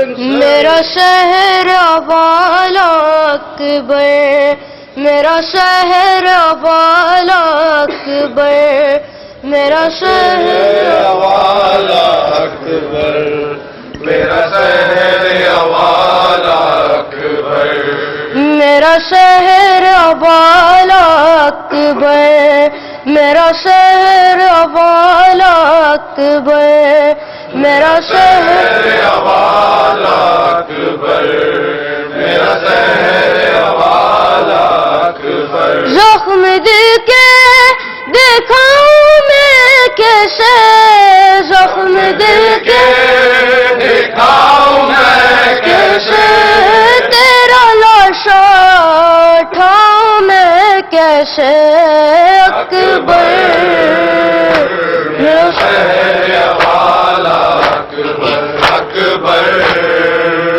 میرا شہر والا اکبر لاش اکبر پیشہ جب پہنچے دل کو ہاتھوں پہ تھام کر بولے تیری فرقت نے علی اکبر آگ دل میں میرے لگا دی ہے آگ دل کی بجھاؤں میں کیسے آگ دل کی بجھاؤں میں کیسے تیرا لاشا اٹھاؤں میں کیسے اکبر میرا شہر والا اکبر اکبر میرا شہر والا اکبر تو ہے کریل جوان ہے بیٹا باپ تیرا ضعیف ہے کتنا نور آنکھوں کا ہو گیا رخسار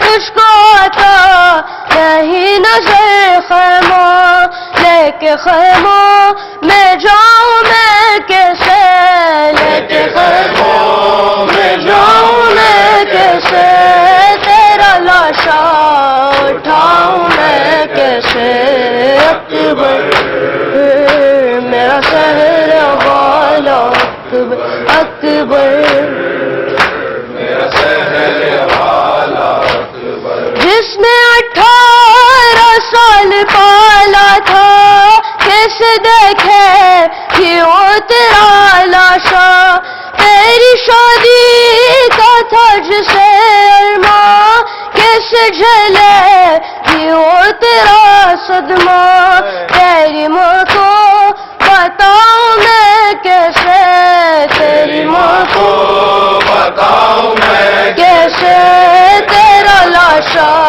اٹھاؤں میں کیسے اکبر میرا شہر والا اکبر اکبر میرا شہر والا اکبر ایک آیا قاصد سہرا راہ تکتی ہے وہ دکھی بہنا تجھ کو بیمار نے بلایا ہے وعدہ سہرا کا کیوں بلا ڈالا غم یہ دل سے لگاؤں میں کیسے ہم یہ دل سے لگاؤں میں کیسے تیرا لاشا اٹھاؤں میں کیسے اکبر میرا شہر والا اکبر اکبر میرا شہر والا اکبر بھائی بہنوں کا ہے عجب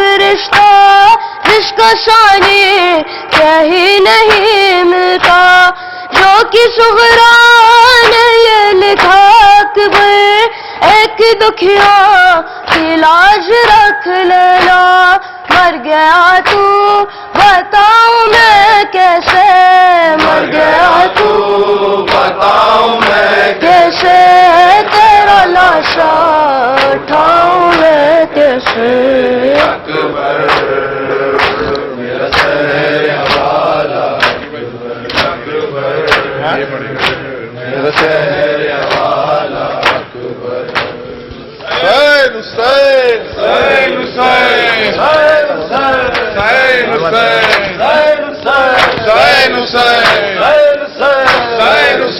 حسین حسین حسین حسین حسین یا حسین یا حسین یا حسین حسین یا حسین یا حسین یا حسین حسین یا حسین یا حسین یا حسین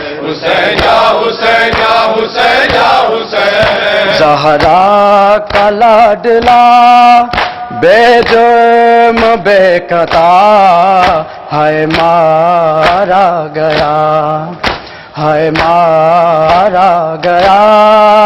غربت کی یہ شب ہے بے پردہ زینب ہے، کرتی ہے رو رو کر زینب یہی پکار، حسین یا حسین یا حسین یا حسین، حسین یا حسین یا حسین یا حسین حسین یا حسین یا حسین یا حسین حسین یا حسین یا حسین یا حسین وہ جو لہو لہو ہے خالق کی آبرو ہے، شاہ کربلا محشر تلک خدا ممنوع ہے تیرا، ممنوع ہے تیرا۔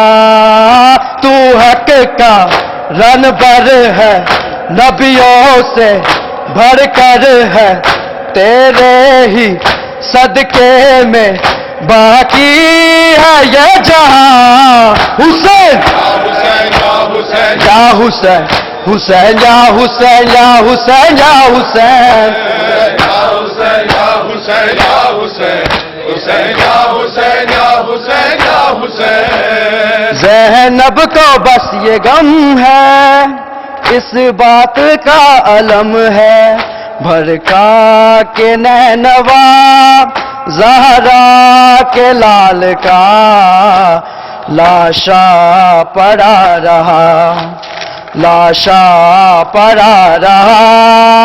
زینب کو یاد آئی بھائی کی تنہائی، جب رن سے جاتا تھا پیاسوں کا کارواں۔ حسین یا حسین یا حسین یا حسین، حسین یا حسین یا حسین یا حسین، حسین یا حسین یا حسین حسین یا حسین یا حسین یا حسین سہمی ہوئی سکینہ پیاسی ہے وہ حسینہ، دیتی رہی صدا گوہر میرے چھنے، دامن بھی جل گئے، دامن بھی جل گئے۔ سنا یہ صحرا ہے اے بابا جنگل میں، یہ دکھیا مقتل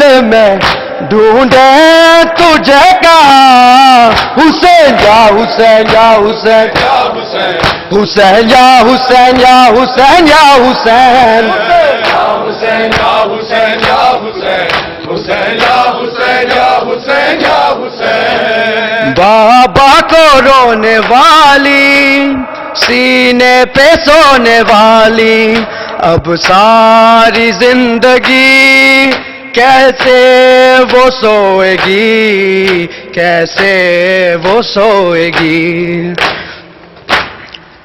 گھبرا کر خیموں سے نکلے گی، پیاسی وہ ڈھونڈے گی بابا کو لاشوں کے درمیان۔ حسین یا حسین یا حسین، یا حسین حسین یا حسین یا حسین یا حسین،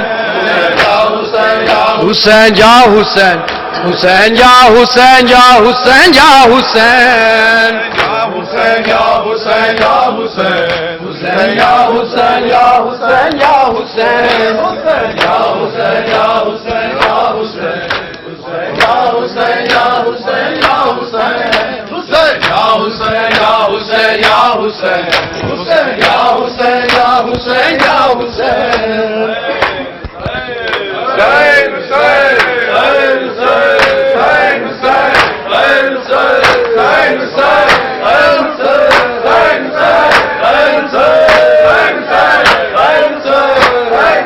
اسیر ہو کے چلی ہوں سلام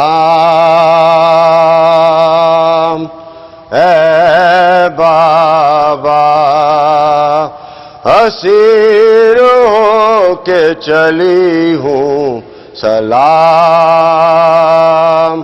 اے بابا سیر ہو کے چلی ہوں سلام اے بابا یہاں سے جاتی ہوں زندان شام اے بابا سیر ہو کے چلی ہوں سلام اے بابا سنو سکینہ سے غم کا پیام اے بابا سنو سکینہ سے غم کا پیام اے بابا ہمارے جل گئے سارے خیام اے بابا ہمارے جل گئے سارے خیام اے بابا ہمارے جل گئے سارے خیام اے بابا ہمارے جل گئے سارے خیام اے بابا کہاں کہاں نہ جانے قیام اے بابا وہ نہ جانے قیام اے بابا وجہ سے تمہارا ہی نام ہے بابا سیر ہو کے چلی ہوں سلام ہے بابا سیر ہو کے چلی ہوں سلام ہے بابا جو پوچھو صبر تو میں فاطمہ کی پوتی ہوں جو پوچھو صبر تو میں فاطمہ کی پوتی ہوں میں اپنے کنبے کی مظلومیت کو روتی ہوں میں اپنے کنبے کی مظلومیت کو روتی ہوں میں اپنے کنبے کی مظلومیت کو روتی ہوں میں اپنے کنبے کی مظلومیت کو روتی ہوں تمہیں نہ پا کے بہت دل فگار ہوتی ہوں تمہیں نہ پا کے بہت دل فگار ہوتی ہوں چچا کے دستے بری دا پہ جان کھوتی ہوں اسیر ہو کے چلی ہوں سلام ہے بابا اسیر ہو کے چلی ہوں سلام ہے بابا اسیر ہو کے چلی ہوں سلام ہے بابا نہ پوچھو حالت بیمار کربلا بابا نہ پوچھو حالت بیمار کربلا بابا ہمارے ہے یہی سالار قافلہ بابا ہمارے ہے یہی سالار قافلہ بابا ہمارے ہے یہی سالار قافلہ بابا ہمارے ہے یہی سالار قافلہ بابا ہمارے ہے یہی سالار قافلہ بابا ہمارے ہے یہی سالار قافلہ بابا یہ میرا آخری اب تو سلام لو بابا میرا آخری اب تو سلام لو بابا جو ہو سکے تو گلا کے کھول دو بابا جو ہو سکے تو گلا کے کھول دو بابا ضرور آنا بلاؤں گی آپ کو بابا آنا بلاؤں گی آپ کو بابا ضرور آنا بلاؤں گی آپ کو بابا آنا بلاؤں گی آپ کو بابا دعا کرو مجھے ایزانا اور ہو بابا سیر ہو کے چلی ہوں سلام ہے بابا سیر ہو کے چلی ہوں سلام ہے بابا اسیر ہو کے چلی ہوں سلام ہے بابا ہے اب بھی پیش نظر واقعات کرب و بلا ہے اب بھی پیش نظر واقعات کرب و بلا وہی ہے شمر کا خنجر وہی ہے شے کا گلا وہی ہے شمر کا خنجر وہی ہے شے کا گلا وہی ہے شمر کا خنجر وہی ہے شے کا گلا وہی ہے شمر کا خنجر وہی ہے شے کا گلا وہی ہے شام کا بازار اور وہی کوفہ وہی ہے شام کا بازار اور وہی کوفہ عروج اب بھی سکینہ کی آ رہی ہے صدا سیر ہو کے چلی ہوں سلام ہے بابا سیر ہو کے چلی ہوں سلام ہے بابا سیر ہو کے چلی ہوں سلام ہے بابا کہتے تھے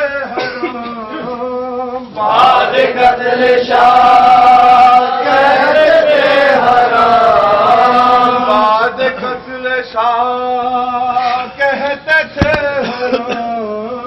بعد قتل شاہ کہتے تھے حرام بعد قتل شاہ کہتے تھے حرام، بعد قتل شاہ کہتے تھے حرام، بعد قتل شاہ کہتے تھے حرام، بعد قتل شاہ کہتے تھے حرام، بعد قتل شاہ کہتے تھے حرام، بعد قتل شاہ کہتے تھے حرام، بعد قتل شاہ کہتے تھے حرام، بعد قتل شاہ کہتے تھے حرام، بعد قتل شاہ کہتے تھے حرام، بعد قتل شاہ کہتے تھے حرام، بعد قتل شاہ کہتے تھے حرام، بعد قتل شاہ کہتے تھے حرام، بعد قتل شاہ کہتے تھے حرام، بعد قتل شاہ کہتے تھے حرام، بعد قتل شاہ کہتے تھے حرام، بعد قتل شاہ کہتے تھے حرام،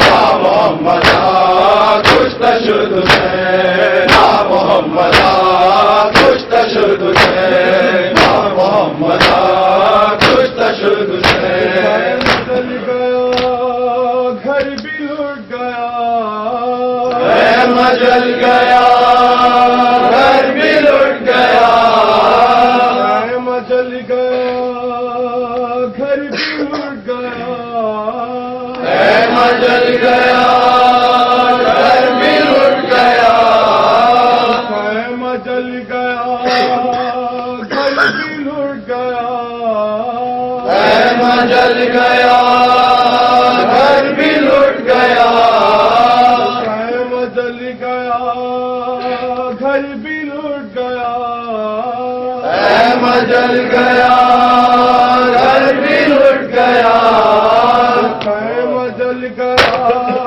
گھر بھی لٹ گیا، اے مجل گیا گھر بھی لٹ گیا، اے مجل گیا گھر بھی لٹ گیا، اے مجل گیا گھر بھی لٹ گیا، اے مجل گیا گھر بھی لٹ گیا، اے مجل گیا گھر بھی لٹ گیا،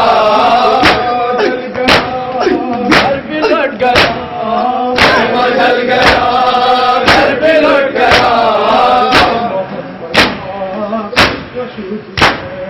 یا محمد کچھ تشدد ہے، یا محمد